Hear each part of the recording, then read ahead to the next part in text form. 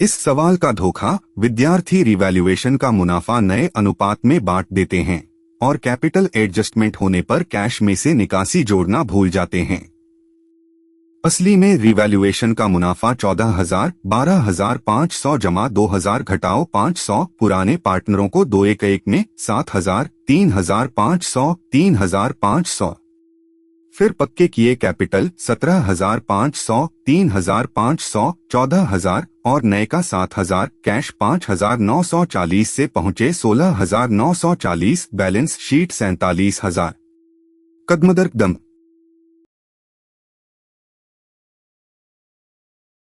सबसे पहले सवाल पढ़ो वैसा ही जैसा किताब में है। रवि, सुनील और अमित मिलकर काम चलाते हैं, मुनाफा बांटते हैं 2:1:1 में। 31 मार्च 2023 की balance sheet capital Ravi 8,500, Sunil 2,000, Amit 6,500। Creditors 5,000। Assets cash 5,940, debtors 6,000, stock 2,500, furniture 2,060, building 5,500। वे दिनेश को पार्टनर बनाते हैं, 5वें हिस्से के लिए वह 7,000 पूंजी लाएगा। रिवैल्यूएशन स्टॉक 2,000 बढ़ेगा, फर्नीचर 500 घटेगा, बिल्डिंग 12,500 बढ़ेगी। पक्के किए कैपिटल रवि 17,500, सुनील 3,500, अमित 14,000 बढ़ा हुआ निकालेंगे, घटा हुआ भरेंगे। पूछा रिवैल्यूएशन अकाउंट, कैपिटल अकाउंट और कैश अकाउंट। अब बात का सार दिया है। पुराना अनुपात 2:1, कैपिटल 8,500, 2,000, 6,500, क्रेडिटर्स 5,000। दिनेश 5वां हिस्सा लाएगा 7,000 पूंजी। रिवैल्यूएशन स्टॉक 2,000 बढ़ा, फर्नीचर 500 घटा, बिल्डिंग 12,500 बढ़ी। नेट मुनाफा 2,000 जमा 12,500 घटाओ 500, 14,000। यह पुराने 2:1 में रवि 7,000, सुनील 3,500, अमित 3,500। पूछा रिवैल्यूएशन, कैपिटल और कैश अकाउंट। याद रखने का आसान तरीका। पहला, असेट की कीमत जब बढ़ती है तो मुनाफा, घटती है तो हानि। दूसरा, रिवैल्यूएशन का नेट लाभ या हानि हमेशा पुराने पार्टनरों पर उनके पुराने अनुपात में, नए को नहीं। तीसरा, पक्का किया गया कैपिटल घटाओ पुराना बैलेंस, बचा वह राशि जो पार्टनर लाएगा या घटा हो तो जो निकाल कर ले जाएगा। चौथा, कैश अकाउंट शुरुआत जमा जो आया घटाओ जो निकाला, अंत का बैलेंस। पहला कदम revaluation account. Debit side furniture 500 घटा 500 हानि। क्रेडिट साइड स्टॉक 2,000 बढ़ा, लाभ 2,000। बिल्डिंग 12,500 बढ़ी, लाभ 12,500। अब नेट 2,000 जमा 12,500 घटाओ 500, बचा रिवैल्यूएशन मुनाफा 14,000। यह पुराने पार्टनरों को 2:1 में, रवि 14,000 के 4 में 2, 7,000। सुनील 4 में 1, 3,500। अमित 4 में 1, 3,500। दोनों साइड बराबर 14,500।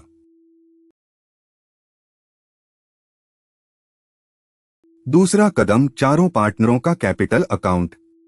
रवि शुरुआत 8,500, जमा रिवैल्यूएशन 7,000 हुए 15,500।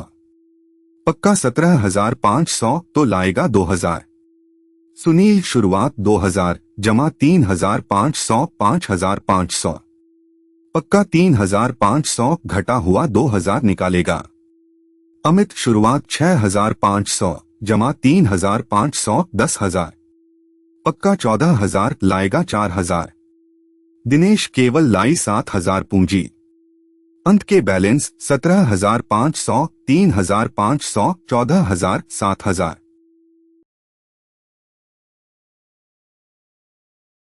तीसरा कदम, कैश अकाउंट। शुरू की कैश 5,940। आया रवि का 2,000, अमित का 4,000, दिनेश का 7,000, कुल 13,000 आया। निकला सुनील का 2,000। अब हिसाब 5,940 जमा 13,000 घटाओ 2,000, 16,940। अंत का बैलेंस 16,940। डेबिट साइड कुल 18,940, क्रेडिट साइड भी उतना अकाउंट बैलेंस हो गया। और जांच नया बैलेंस शीट कुल 47,000। लायबिलिटी कैपिटल 17,500, 3,500, 14,000, 7,000 जोड़ 42,000 और क्रेडिटर्स 5,000 कुल 47,000। Assets cash 16,940, debtors 6,000, stock 4,500, furniture 1,560, building 18,000 कुल 47,000। दोनों साइड बराबर सही।